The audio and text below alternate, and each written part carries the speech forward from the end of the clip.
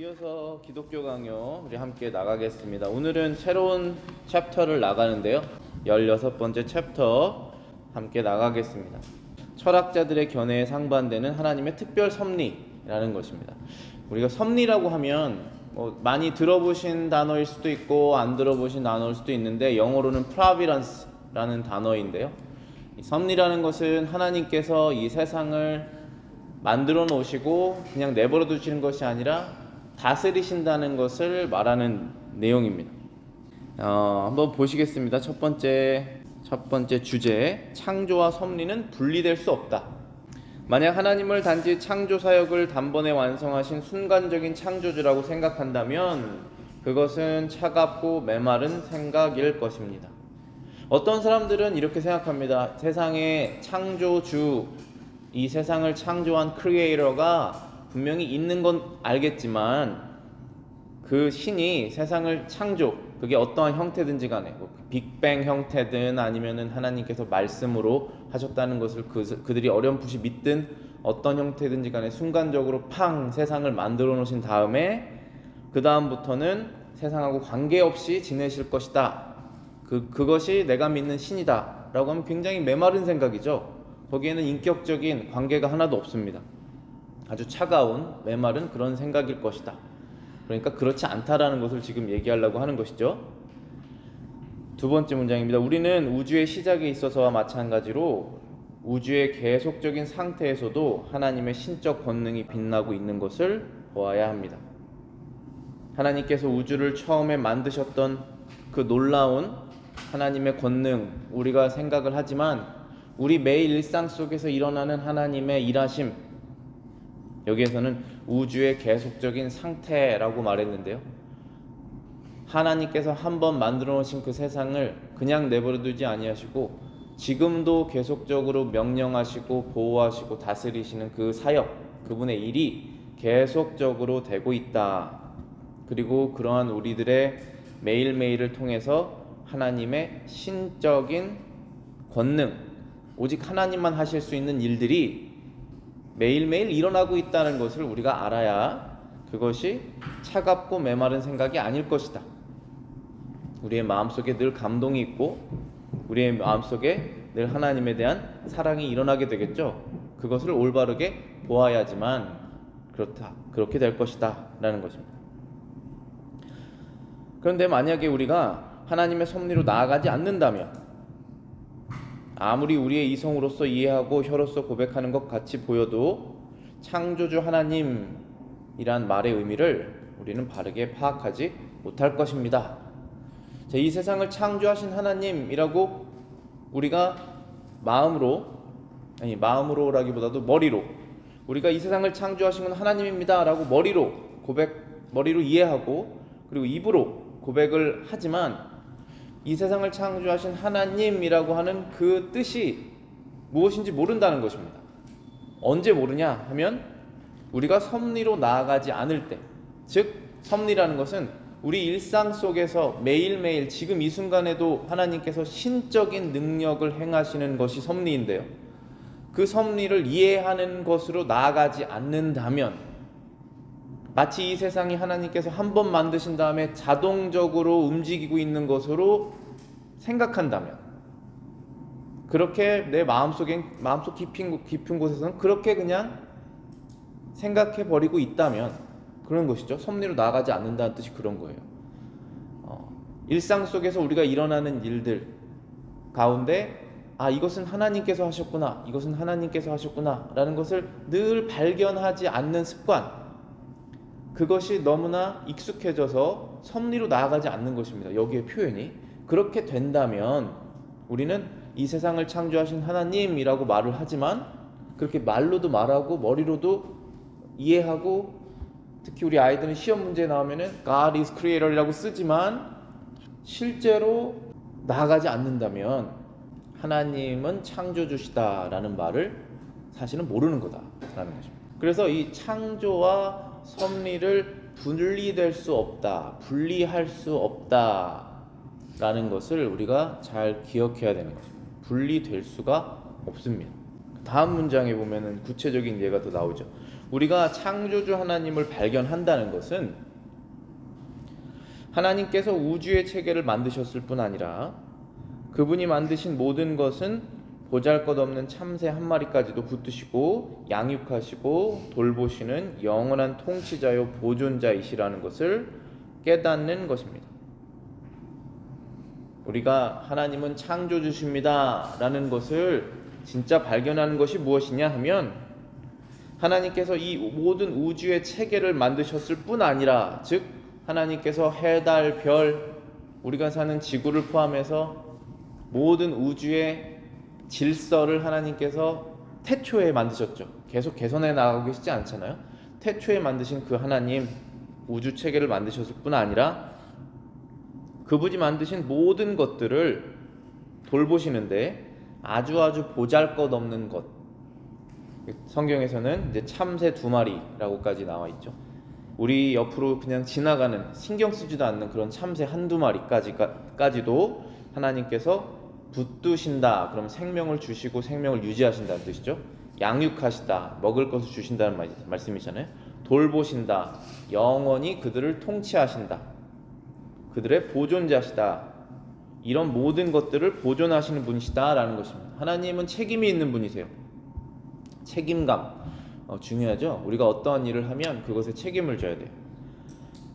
하나님께서는 만들어 놓으신 다음에 알아서 해라 하시는 분이 아니세요. 열심을 다해서 하나님께서 책임을 지시는 것입니다. 관심을 가지시고 보호하신다는 거예요. 그것이 바로 섭리라는 뜻이에요.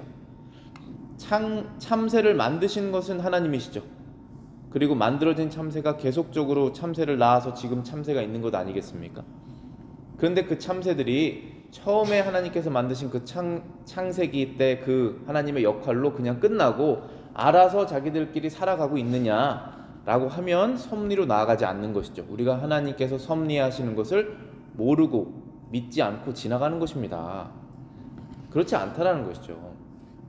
심지어 그렇게 작은 보잘것없는 참새도 하나님께서 관심을 가지시는데 하나님의 백성들은 얼마나 더 귀하게 여기시겠느냐라는 것이죠. 그래서 우리의 일상 속에서 매일매일 일어나는 일들, 아주 작은 일들 속에서 하나님께서 이렇게 하셨구나 라고 고백하는 거죠.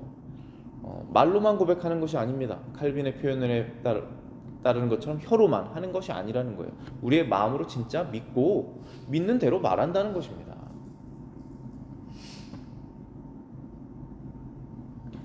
그것을 깨닫는 것이, 그 하나님의 섭리를 깨닫는 것이 창조주 하나님이십니다 라고 하는 그 말을 온전히 이해하는 것이다. 자, 그래서 이 창조라는 그 말에는 하나님의 섭리가 포함되어 있고 분리될 수 없다 라는 말씀을 하고 계시는 것입니다. 마태복음 10장 29절부터 31절입니다. 참새 2마리가 한 아사리온에 팔리지 않느냐? 그러나 너희 아버지께서 허락하시지 아니하시면 그 하나도 땅에 떨어지지 아니하리라. 너희에게는 머리털까지 다 세신 바 되었나니 두려워하지 말라. 너희는 많은 참새보다 귀하니라. 예수님께서 말씀하신 귀한 말씀이시죠. 보잘것없는 참새 2마리가 얼마나 값어치가 없게 시장에서 팔려가는 그런 참새냐. 그런데 하나님께서 허락하시지 않는다면 그 참새는 생명을 잃지 않는다, 땅에 떨어지지 않는다, 그런 뜻이잖아요. 그렇기 때문에 우리가 두려워하지 말라라고 말씀하시는 것입니다. 우리의 머리털까지 세시는 그 하나님께서, 머리털을 하나님께서 아담에게 주셔서 창조가 하셨죠. 그 다음에 아담이 자녀들을 낳으면서 머리털이 있는 자녀들이 나오고 있는 것입니다. 그런데 그 머리털까지 세신다고 하시잖아요. 그냥 머리털이 있구나 하고 내버려 두신 하나님이 아니라는 것입니다. 하나님의 능력은 무한하시고 하나님의 사랑은 무한하시고 하나님의 케어는 무한하시기 때문에 무한하신다는 사실을 우리가 믿고 고백하는 믿음 생활을 하는 것이죠. 그것이 사실이기 때문에. 그런데 이것을 하지 않는다면 차갑고 메마르게 된다라는 것입니다. 우리의 신앙이. 그렇기 때문에 창조와 섭리를 같이 이해해야 된다라는 것입니다. 5번째 문장입니다. 하나님께서 세상의 창조주가 아니라면 인간의 만사를 하나님께서 돌보신다는 것이 믿을 만한 것이 되지 못할 것이고, 또 하나님이 그의 피조물들을 돌보신다는 것을 설득시키지 않고는 아무도 세계가 하나님에 의하여 창조되었다는 것을 진지하게 믿지 않을 것이다. 그래서 다윗은 적절하게 창조의 사실로부터 섭리의 사실로 인도하고 있습니다. 자, 문장을 좀 나눠서 보시면은 이렇습니다. 하나님께서 세상의 창조주가 아니라면 인간의 만사를 하나님께서 돌보신다는 것이 믿을 만한 것이 되지 못할 것이다. 즉, 이 세상을 창조하신 하나님이시기 때문에 사람의 일거수일투족 모든 것들을 다 하나님께서 돌보실 수 있는 것이다 라는 것이죠. 그 다음에 또 하나님이 그의 피조물을 돌보신다는 것을 설득시키지 않고는 아무도 세계가 하나님에 의해서 창조되었다는 것을 진지하게 믿지 않을 것이다. 그러니까 일상 속에서 일어나는 일들이 하나님께서 관여하고 계시다라는 것을 어떤 사람이 믿기 전까지는 이 세상의 창조자가 하나님이라는 것을 믿을 수 없을 것이다. 그러니까 두 가지가 떨어질 수 없다는 것이죠. 이제 다음 주제가 이제 우연으로 나올 건데, 우연이라는 것이 나올 건데요. 이 세상에 지금 이 세상이 아니라 자기 일상에서 일어나는 일을 잘 됐네, 우연히 잘 됐네, 다행이네, 안 될 수도 있었는데 그렇게 됐네 라고 넘어가는 생각들이 있지 않습니까? 사람이 그걸 섭리를 빼버린 거예요. 하나님께서 일하신 것을.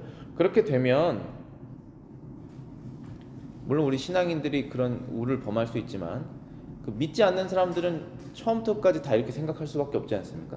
그런 상태에서는 이 세상은 하나님께서 창조하셨어 라고 말했을 때 믿을 수가 없다는 것이죠.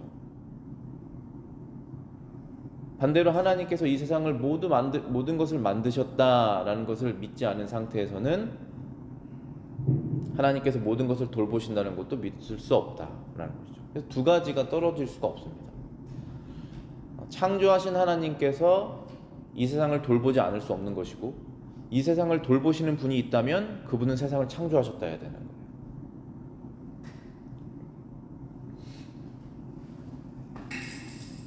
그래서 다윗은 이 두 가지 사실, 하나님께서 세상을 창조하셨다는 사실과 지금도 세상을 다스리고 있다는 사실을 두 개를 같이 고백하고 있는 그런 시편들이 많이 있거든요. 그 중에 이제 하나를 적어놨습니다. 시편 33편 6절부터 12절입니다. 여호와의 말씀으로 하늘이 지음이 되었으며 그 만상을 그의 입 기운으로 이루었도다. 그가 바닷물을 모아 무더기같이 쌓으시며 깊은 물을 곳간에 두시도다. 온 땅은 여호와를 두려워하며 세상의 모든 거민들은 그를 경외할지어다. 그가 말씀하심에 이루어졌으며 명령하심에 견고히 섰도다. 여호와께서 나라들의 계획을 폐하시며 민족들의 사상을 무효하게 하시도다. 여호와의 계획은 영원히 서고 그의 생각은 대대에 이르리로다. 여호와를 자기 하나님으로 삼은 나라 곧 하나님의 기업으로 선택된 백성은 복이 있도다. 아멘. 하나님께서 이 말씀으로 이 하늘을 지으시고 그분의 입의 능력으로 이 모든 것들을 만드시고 바닷물을 모아서 무더기까지 쌓으시며, 바닷물은 사실 쌓을 수 없지 않습니까? 벽돌처럼. 근데 하나님께서 말씀으로 물을 한 곳으로 모으셨다는 것입니다. 사람이 물을 한 곳으로 모을 수가 없죠. 물을 아주 작은 양 1갤런을 이렇게 컵에 담을 수 있지만 바닷물을 어떻게 한 곳으로 모을 수 있겠습니까? 사람이 어떻게 땅의 경계를 사람이 오늘부터는 여기까지만 바닷물 올라와라 할 수가 있겠습니까? 정해진 대로 우리가 그렇구나 하고 사는 것 아니겠습니까? 하나님께서 정하셨다는 것입니다. 그렇다고 해서 우리가 그 바닷물의 움직임이 자연의 이러한 법칙으로 인해서 어떻게 되는구나 라고 계산도 할 필요 없다, 그런 뜻은 아니지 않습니까? 다 하나님께서 정해주신 자연 법칙 가운데 학문이 다 발생하는 것이지만 그 뒤에 그것을 만드신 분은 하나님이라는 것을 고백하는 것이죠. 그런데 그것을 고백했다는 것은 하나님께서 이것을 창조하셨다는 것을 고백하는 것입니다. 그렇다면 오늘날 일어나고 있는 쓰나미나 얼마 전에 플로리다에서 있었던 태풍 이안이나 이러한 것들의 경로를 그리고 세기를 하나님께서 정하시지 않는다라고 말할 수 있냐라는 것입니다. 그것이 섭리거든요. 이 두 가지를 우리가 함께 이해하지 않는다면, 믿지 않는다면이 훨씬 맞죠. 믿지 않는다면 우리는 하나님이 누구신지를 잘 모른다는 것입니다. 창조주 하나님이라는 그 말씀을 우리가 입으로는 고백하지만 우리 일상 마음속에서는 그것이 나타나지 않는다는 것입니다. 그래서 이러한 말씀으로 우리가 다시 회복하는 것입니다. 이 시편 33편에 있는 말씀처럼 하나님께서 다 그것을 지으시고 지금도 주관하고 계시는구나. 그분은 두려워할 대상이고 나의 경외, 나의 영광을 받으실 만한 분이시구나. 세상보다 크시구나. 내가 처해 있는 시츄에이션보다 더 크시구나. 상황보다 크시구나라는 고백을 드리는 것이죠. 그것이 우리의 믿음의 고백이고 믿음의 생활입니다. 자, 여기 9절부터 보시면 이렇습니다. 그가 말씀하심에 이루어졌으며 명령하심에 경고히 섰도다. 자, 이 창조를 말씀하시는 것처럼 지금 보이죠? 그 다음에 10절에 보시면은 섭리를 말씀하고 있습니다. 여호와께서 나라들의 계획을 폐하시며 민족들의 사상을 무효하게 하시도다. 자, 나라마다 다 계획이 있습니다. 우리 가정에도 계획이 있듯이 나라마다 예산을 어떻게 짜고 어떻게 5년 동안 국정을 운영할 것이고 다 계획이 있습니다. 그 계획을 세우시기도 하고 그 계획을 폐하시기도 하신다는 분이십니다. 다행히 어떻게 됐네, 어쩌다 보니까 안 좋게 됐네, 나라가. 그렇게 우리가 1차적으로 생각하면 안 되죠. 하나님께서 그 뒤에서 그 계획을 축복하시고 그 계획을 막으시는 분이라는 것을 이해해야 된다는 것이죠. 고백해야 된다는 것입니다. 11절 보시겠습니다. 여호와의 계획은 영원히 서고 그의 생각은 대대에 이르리로다. 결국은 하나님의 뜻이 이 세상 가운데 이루어진다는 것입니다. 우리의 개개인의 인생 가운데, 우리의 가정의 인생, 우리가 속해 있는 이 나라의 그 계획도 하나님의 뜻대로 결국은 이루어진다. 그것이 하나님의 섭리입니다. 그래서 다윗이 여기 시편 33편 12절에 이렇게 고백하고 있잖아요. 여호와를 자기 하나님으로 삼은 나라, 곧 하나님의 기업으로 선택된 백성은 복이 있도다. 왜 복이 있습니까?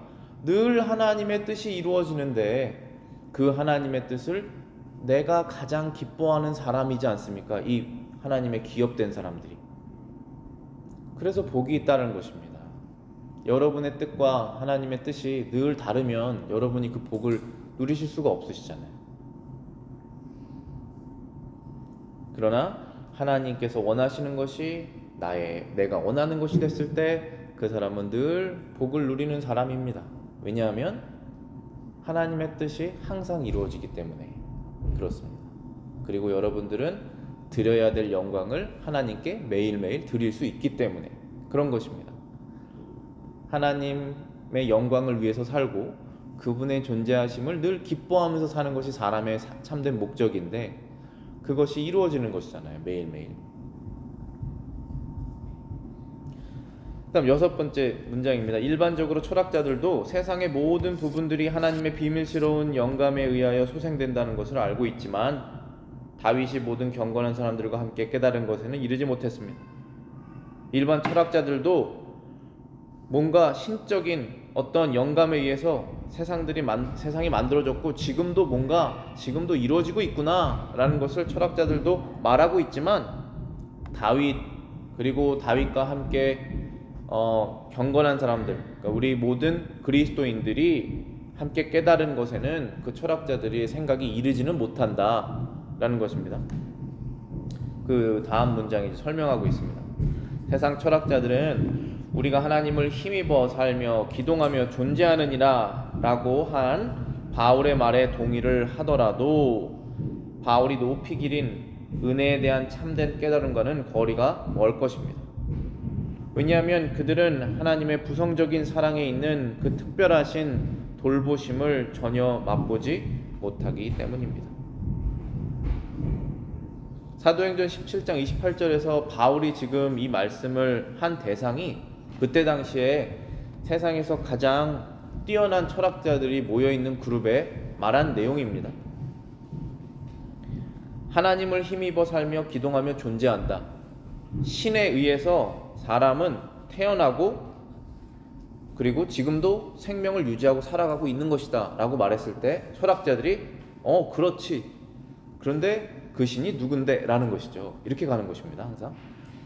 그런데 그렇기 때문에 이 사람들은 바울이 지금 말한 이 말씀을 깨닫지 못한다는 것입니다. 어떤 부분에서 깨닫지 못하냐면은 은혜 부분을 깨닫지 못한다는 거예요. 은혜. 그렇기 때문에 우리가 하나님이 은혜로우시다라는 그 부분을 깨닫지 못한다는 것입니다. 왜냐하면 하나님의 부성적인 사랑에 그 은혜가 있기 때문입니다. 부성적인 아버지적인 사랑이라는 뜻이죠.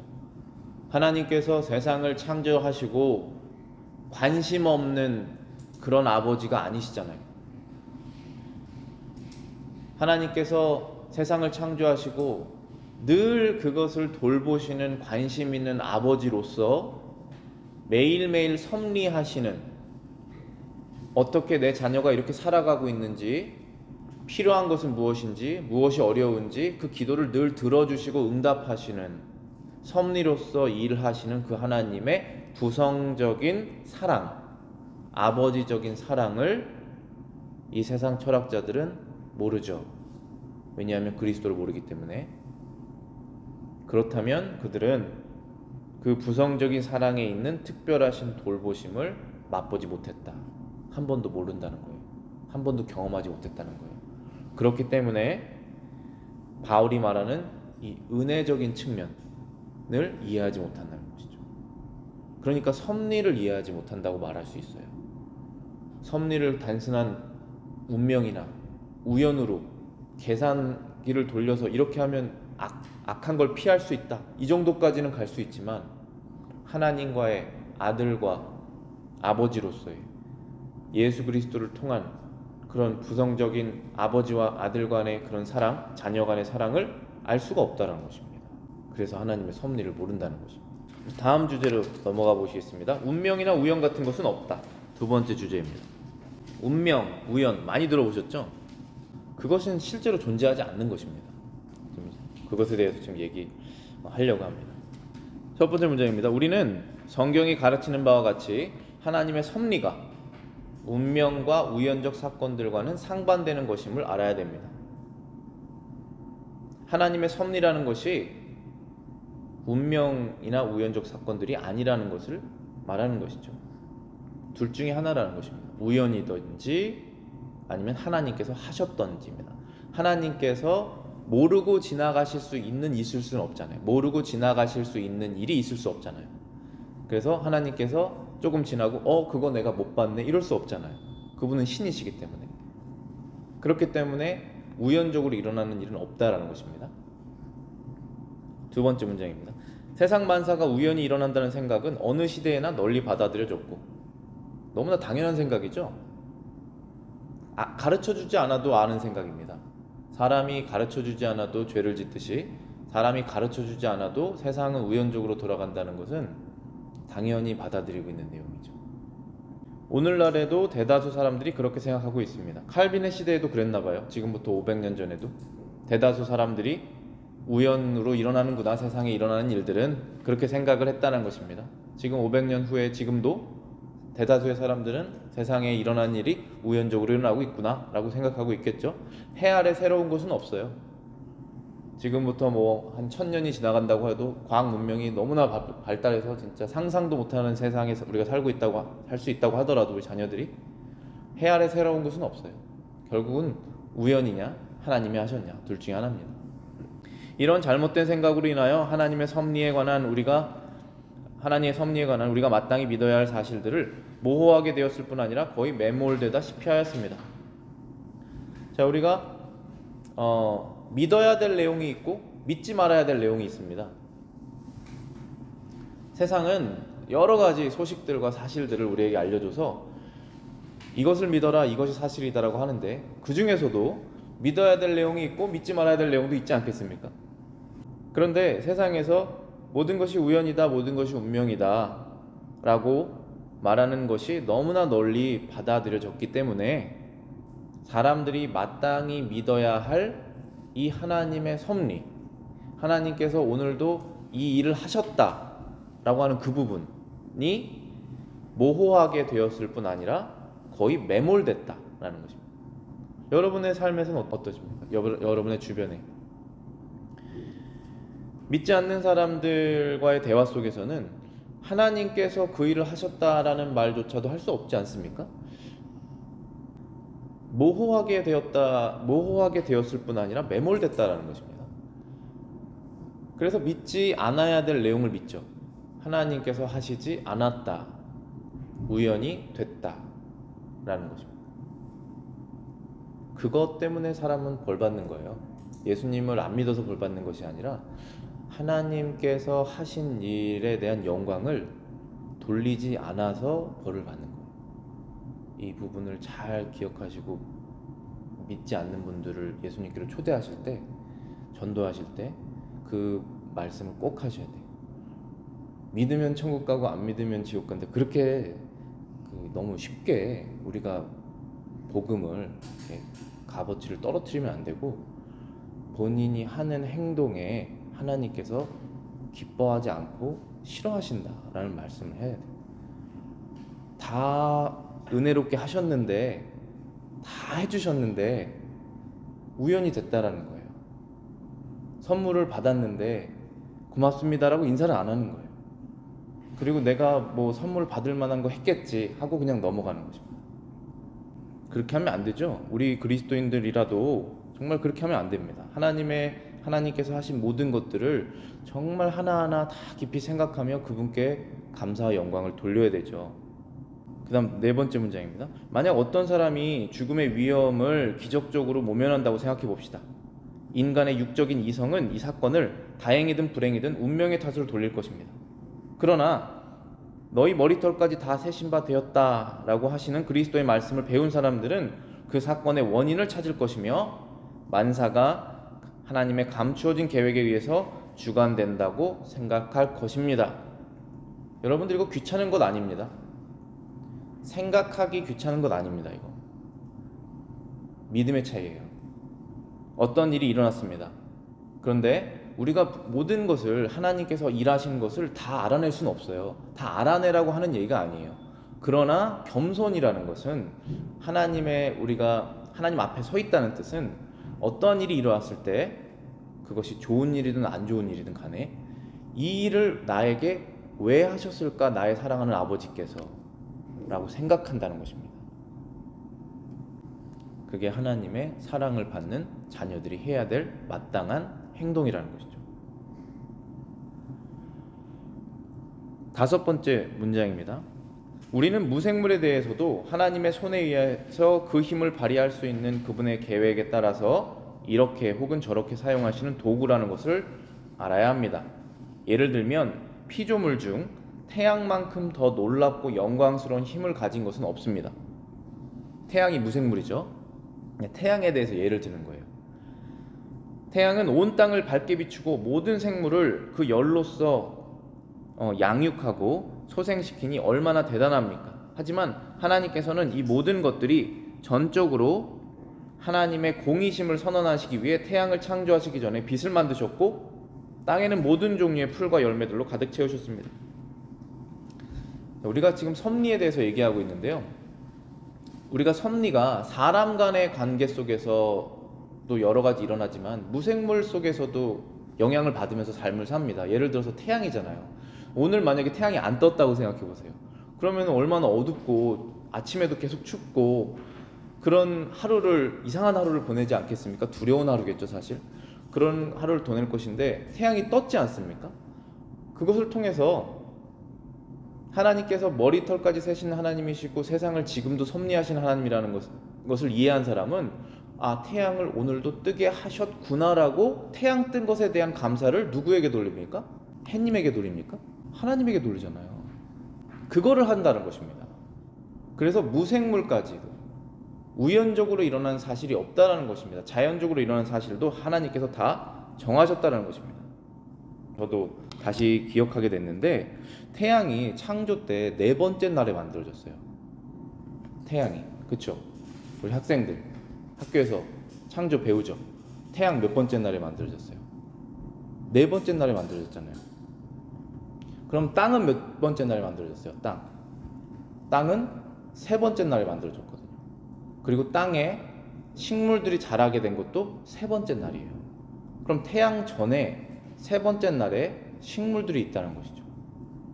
그럼 그 식물들은 어떤 것의 힘으로 살아나고 있냐는 것입니다. 그때 그것이 바로 첫 번째 날에 만드신 하나님의 빛이 있으라 라고 하는 그 빛에 의해서 생명을 유지했다라는 것입니다.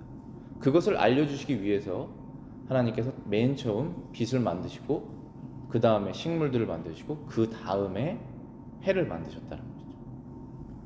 그렇게 칼빈은 창조의 역사를 그렇게 해석하고 있는 것입니다. 왜냐하면 결국은 하나님께 모든 것의 영광을 돌리기 위해 우리가 하나님께 돌리는 것이 목적이니까. 근데 세상은 그걸 못하게 하잖아요. 우리를 그것을 못하지 않도록 하나님께서 알려주시는 거예요, 이런 하나님을 통해서. 그래서 6번 문장입니다. 그러므로 경건한 사람은 태양을 지구상의 식물들의 중요하고 필연적인 원인으로 간주하지 않고 다만 하나님께서 자신의 뜻대로 사용하는 도구로 여기실 것입니다. 왜냐하면 하나님께서는 태양의 도움이 없이도 홀로 이 모든 일들을 아무 어려움 없이 수행하실 수 있기 때문입니다. 즉 태양은 맹목적인 본능에 의해 뜨고 지는 것이 아니라 하나님께서 우리를 향한 부성적인 사랑을 늘 새롭게 하기 위하여 하나님께서 태양의 행로를 주관하시는 것입니다.